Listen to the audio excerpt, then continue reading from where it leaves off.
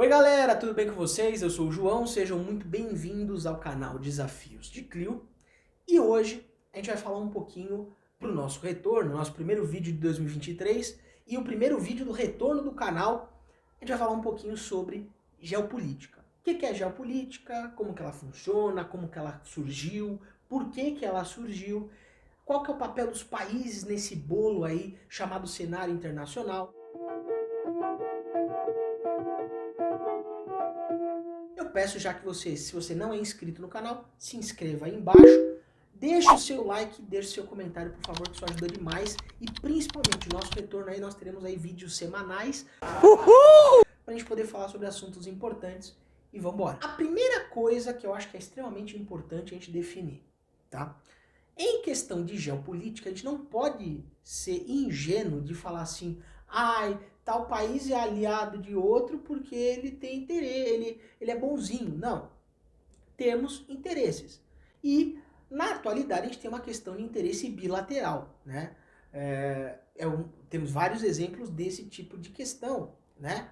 É o caso, por exemplo, da questão da saída do Reino Unido da União Europeia, né? Rolou o plebiscito, o referendo e a população votou, a maioria apoiou a saída da União Europeia, foi uma decisão que o Estado teve que bancar, porque o poder vem dessa população, e ao mesmo tempo, uma série de acordos econômicos que estavam enquanto o Reino Unido estava na União Europeia, tiveram que ser remodelados. Bom, então vamos... Primeira coisa, então definido isso, que geopolítica não tem nem bonzinho nem malzinho, existem interesses por trás da agenda desses países, interesses políticos, econômicos, sociais, culturais, religiosos também podem acontecer, e esses países eles estão dentro de uma lógica internacional que vai ser moldada lá no século XVII. Antes da gente começar a falar um pouquinho de onde que surge essa lógica internacionalista, a gente tem que voltar no início do que a gente considera hoje como Estado, né? O Estado, a gente pode colocar ele como... As bases do Estado moderno vão ser fundadas ali no conceito do Estado absolutista, né? Onde você tem um rei absoluto, não tem uma constituição, não tem uma lei dizendo, olha, o rei pode fazer tal coisa, ou... Não.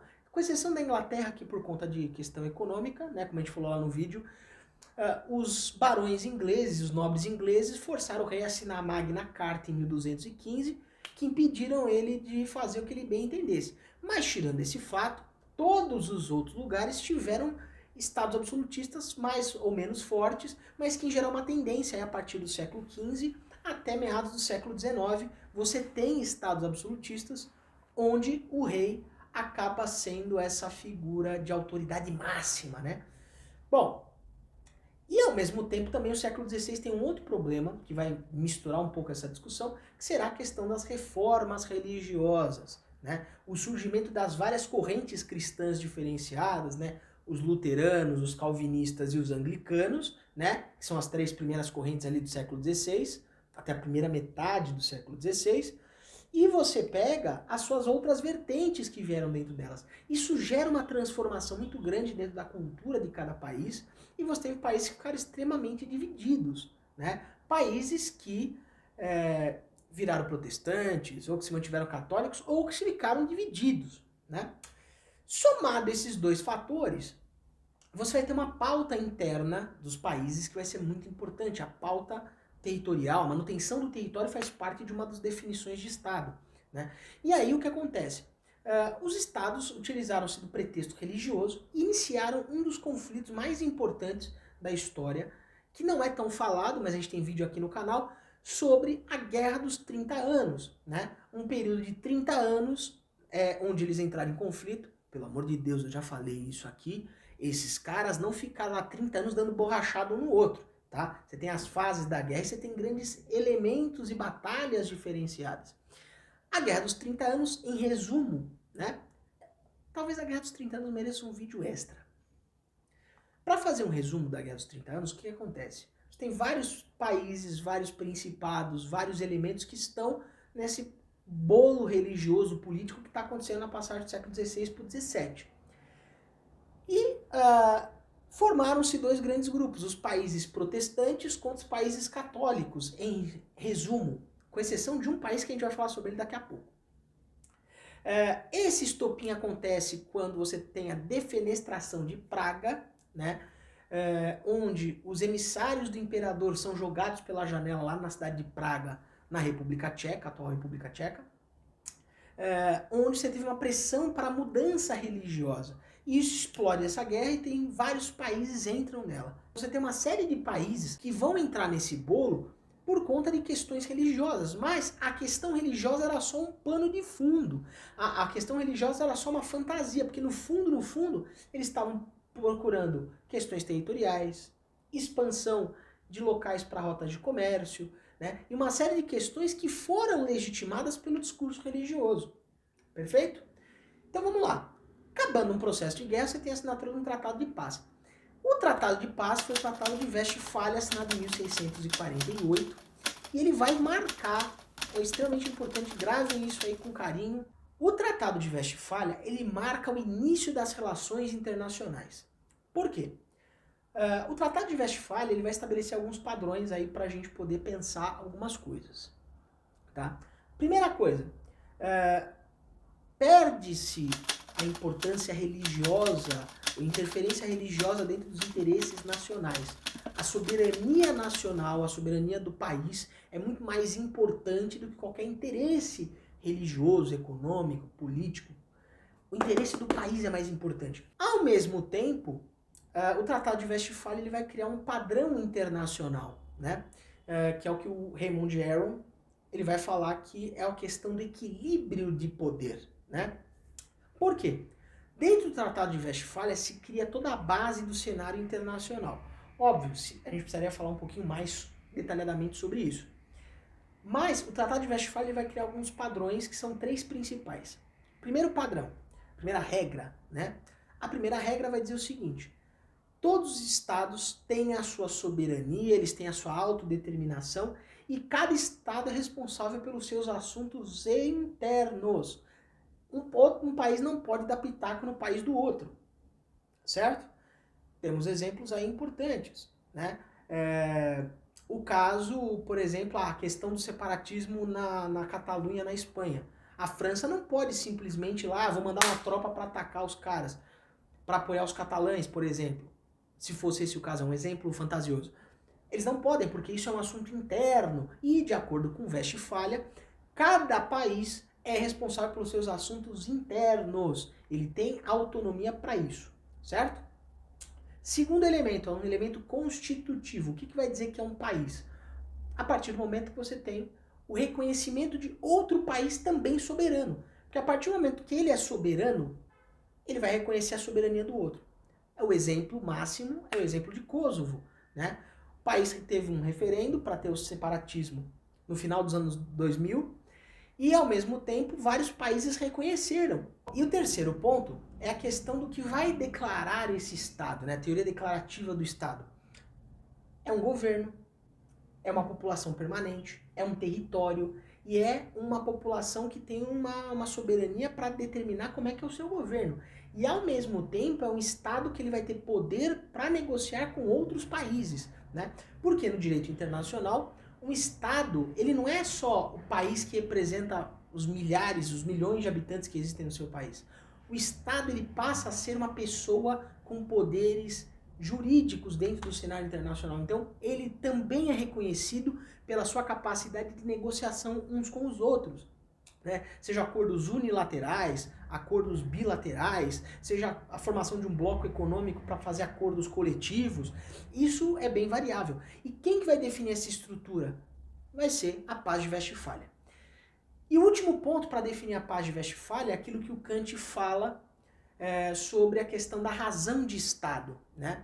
O Estado existe para garantir a integridade territorial, o bem-estar geral da população, manutenção dos conflitos internos, né? O Estado tem a força bruta, só que o Estado também ele vai manter os seus interesses separados do outro, né? O Estado será racional o suficiente para não se deixar levar por interesses que não representem isso que o forma enquanto Estado. Na sequência, esse Estado ele vai passar por transformações, ele deixa ali no século XIX de ser um Estado absolutista, centrado no rei, mas o sistema internacional ele permanece, né, com essa questão do reconhecimento, essa questão do Estado como sendo uma entidade jurídica no cenário internacional, isso tudo permanece. Com a chegada do liberalismo, né, os valores iluministas e tudo mais, a forma como o Estado vai ganhando corpo dependia muito mais da forma como essas ideias entravam, né? Uma monarquia parlamentar, uma monarquia constitucional, um sistema democrático, um sistema republicano, um sistema unitário, enfim, isso tudo caberia à soberania de cada país e cada país não deveria interferir no sistema político do outro, né? Ao mesmo tempo, essas ideias vão entrar nessa constituição, nessa formação do Estado. E algumas dessas ideias que vão legitimar a construção do Estado, a gente recorre a 3 camaradas que a gente já citou aqui no canal em algum momento. Clica aí no card para você acompanhar.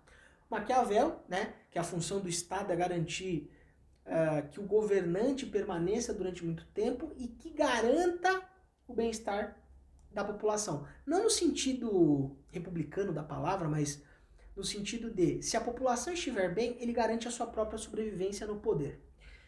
O Thomas Hobbes, que é o segundo, o inglês do século XVI, ele vai falar um pouquinho sobre que o Estado ele surge com uma força armada, o Estado deve utilizar da sua força bruta, da força física, para impedir que as pessoas se matem, né? Lembra daquela greve que rolou no Espírito Santo um tempo atrás, que não teve policial, rolou saque para tudo que era lado, e o Hobbes ele vai colocar que sem a ausência do Estado, o ser humano ele é tão ruim, que ele consegue fazer as coisas mais inimagináveis para garantir os seus interesses pessoais, né? Seus interesses de inveja, suas questões ligadas ao sentimentalismo, a questão da sua sobrevivência, entre outras coisas, e que nós somos capazes de fazer atrocidades. E que a função do Estado, enquanto detentor do monopólio da força, seria garantir que as pessoas se matassem por um pedaço de terra, por uma galinha, ou por qualquer motivo que fosse.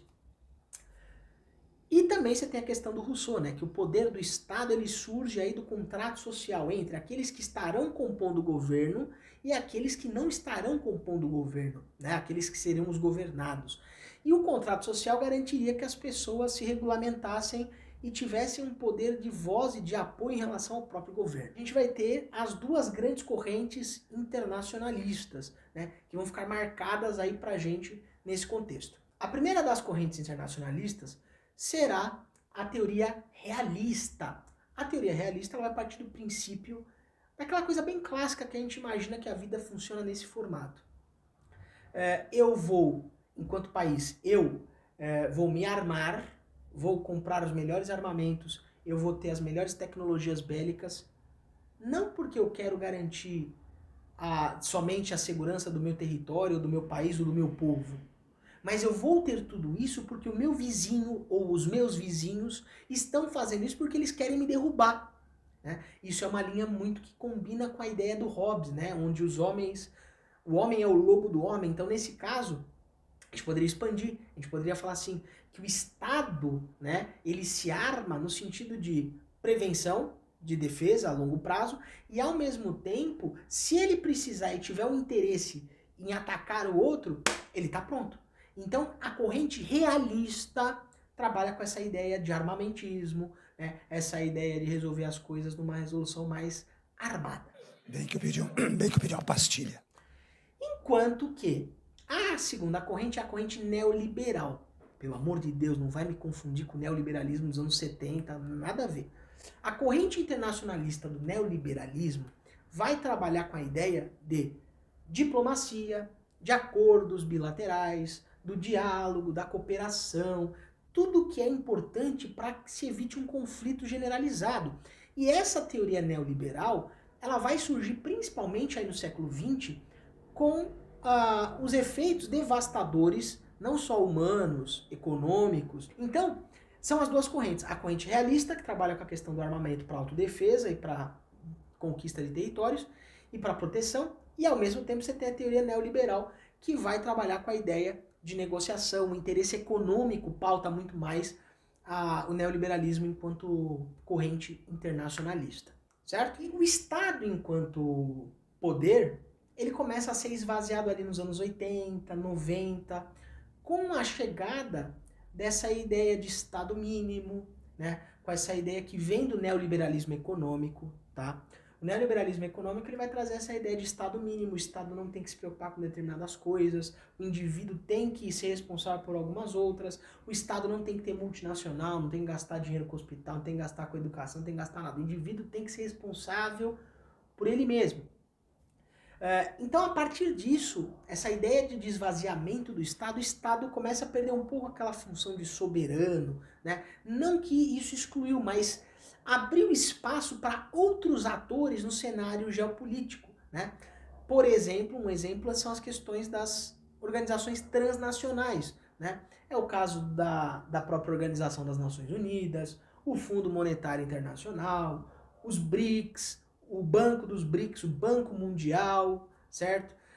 A OCDE, que são as organizações transnacionais, ou seja, vários países integram essas organizações para tentar chegar a acordos coletivos e uma resposta mais diplomática aos problemas, até empréstimo de dinheiro, de uma forma amistosa, né? Óbvio que o juros não é amistoso, mas enfim.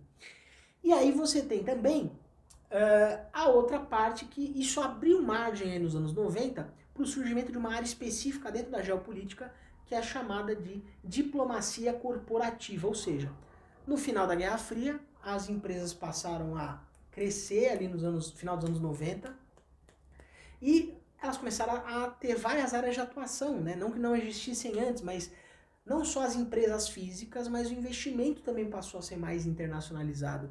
Então, com isso, as empresas passaram a ter um papel muito mais ativo nesse protagonismo de tentar acordos entre outras empresas ou com próprios estados. Veja o exemplo das vacinas, né? Durante aí com a pandemia. As empresas que tinham as vacinas recebiam o contato dos estados, né? Que são empresas privadas, né? Dos estados deveriam entrar em contato com as empresas para fazer acordos para comprar as vacinas contra a Covid, por exemplo, né? E aí você tem esse detalhe, que aí não é um Estado que detém o monopólio da vacina, né? Você tem empresas de tecnologia de ponta que são vinculadas em alguns países, que são ponta firme, então elas poderiam entrar em acordos com os estados direto, né? Esse é o ponto. Assim como empresas que a gente conhece ou como multinacionais ou como transnacionais, são empresas que elas vão estar atuando em vários países ao mesmo tempo e que o capital vai sendo investido de acordo com os interesses econômicos da empresa. Isso faz com que ela cresça e que ela consiga mais cenário, porque aí os interesses dela estão em pauta. Certo? Eu espero que vocês tenham gostado. Qualquer dúvida, só marcar aí no comentário. Deixa o seu gostei. Compartilha com seus amigos, principalmente para aquele cara, para aquela cara que fala assim, não, porque é muito difícil, país contra país, a gente não tem que ficar discutindo. Manda isso aí para a pessoa ter um pouco mais de clareza e parar de falar besteira. Fiquem bem, se cuidem e lembre-se sempre, dúvidas e desafios chama a Clio.